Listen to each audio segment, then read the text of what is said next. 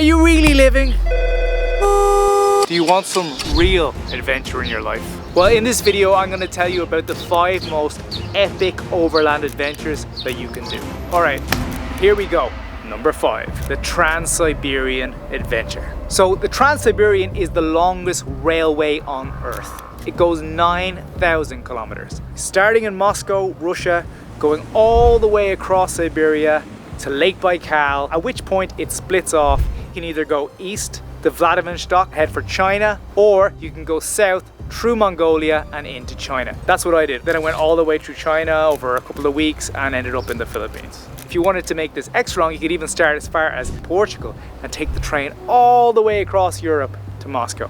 So if you don't get off the train, it takes a whole week to go from Moscow to Vladivostok, and it's not exactly luxury either. It's old Soviet trains. There's also different classes, but the thing about the trains is that you can't leave your carriage, so that kind of sucks. There's usually an old babushka there at the end, and the only thing she will give you is a frown and maybe some hot water. And the funny thing is, when the train goes from Mongolia to China, they actually lift up the train and change all the wheels because the tracks are different in both countries. Yeah, I'm serious.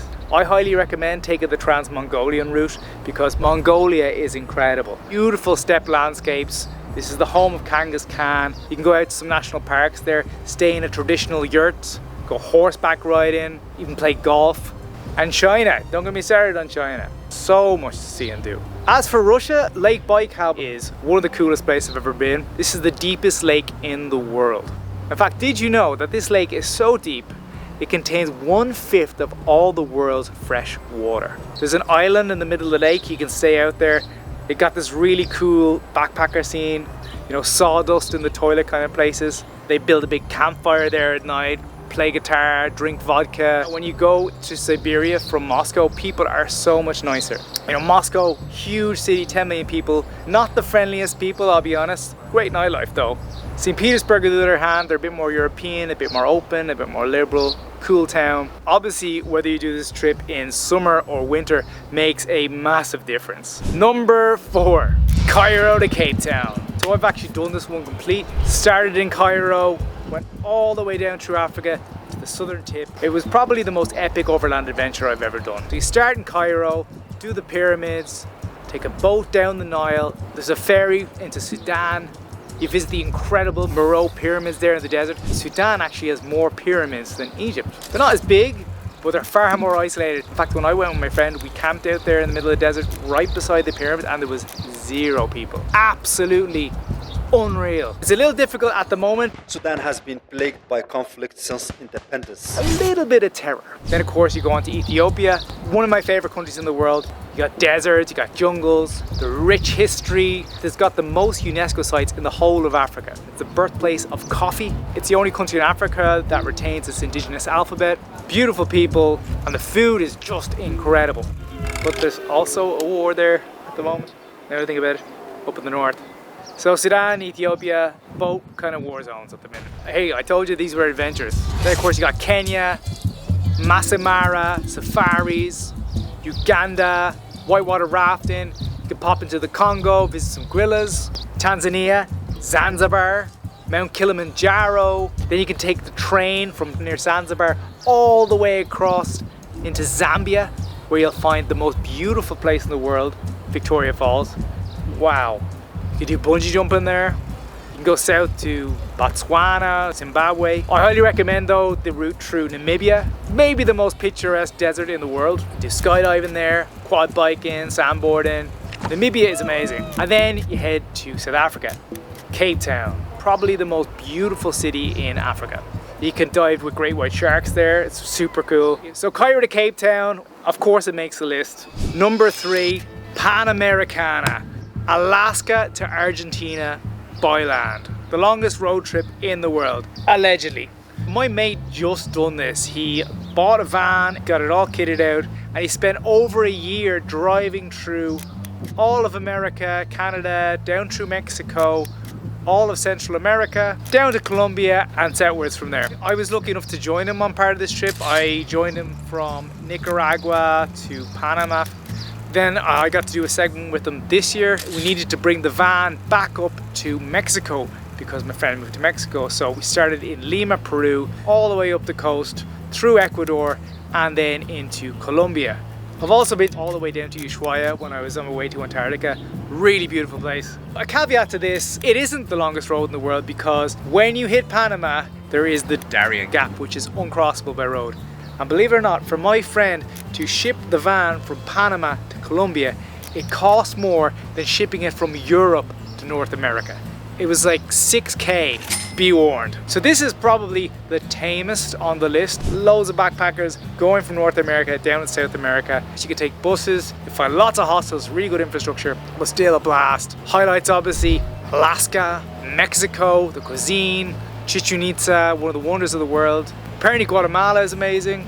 Costa Rica, it's got the nature, the waterfalls, the mountains, volcanoes, Panama City, and obviously Colombia. You all know Colombia, it's got everything.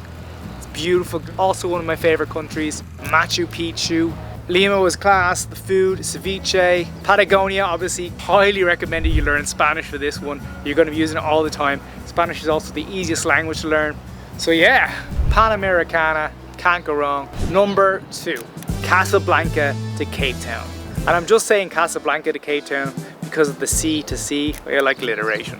But you know, you can start in Tangiers, Tunisia, whatever. Point being, you start at the top of Africa and you go all the way down through Central Africa and end up in Cape Town. I have done the West African portion of this trip. Started in Gambia, Senegal, and ended up in Lagos. But you don't have to do it that way. You can also go through Mauritania and the Sahel. So this is probably the most hardcore trip on the list, I would say.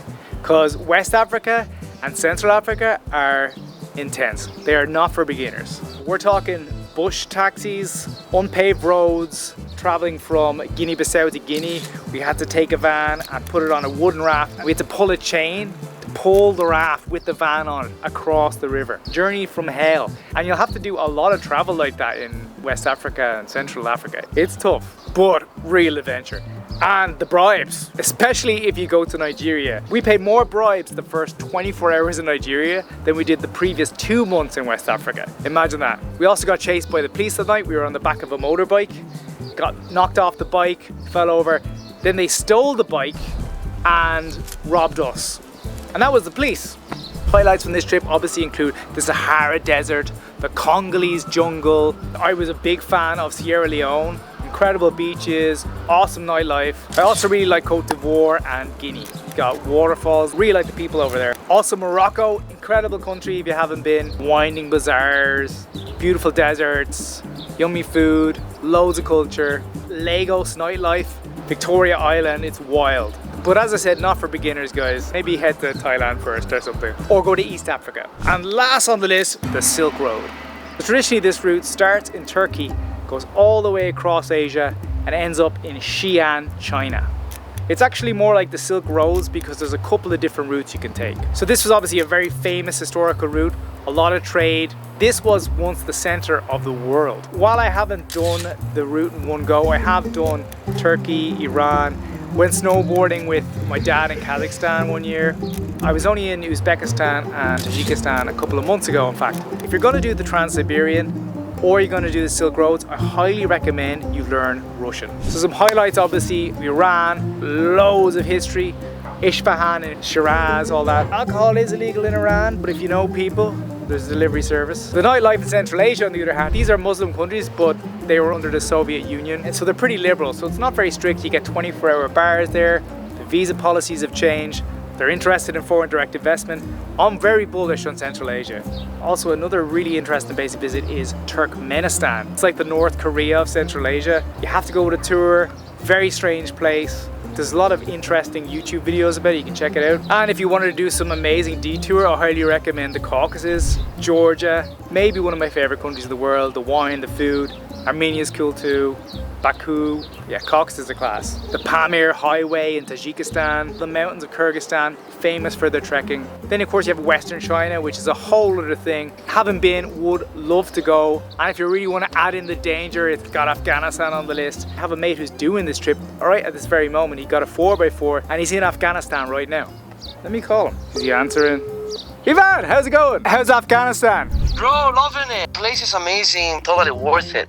How are the Taliban treating you? You just go to any place and you see at least one AK-47, but they are super nice. The Taliban are just stopping us with the cars. They're more curious about what we're doing, where we're going, and who we are than actually checking, you know what I mean? What's been your favorite country so far? I want to say Afghanistan is definitely the best. One of my sailing buddies. Anyway, also if you wanted to head south from Afghanistan, you can go to Pakistan and do the Karakoram Highway, the highest border in the world. I done that with two of my mates a few years ago. It was absolutely amazing. In fact, I have a YouTube video about it. Also have a video about visiting the gun markets over there in Pakistan. You can also check that out. So the Silk Road, guys, ancient, epic, what a trip. Do subscribe and check out this next video. I'm off on my next adventure.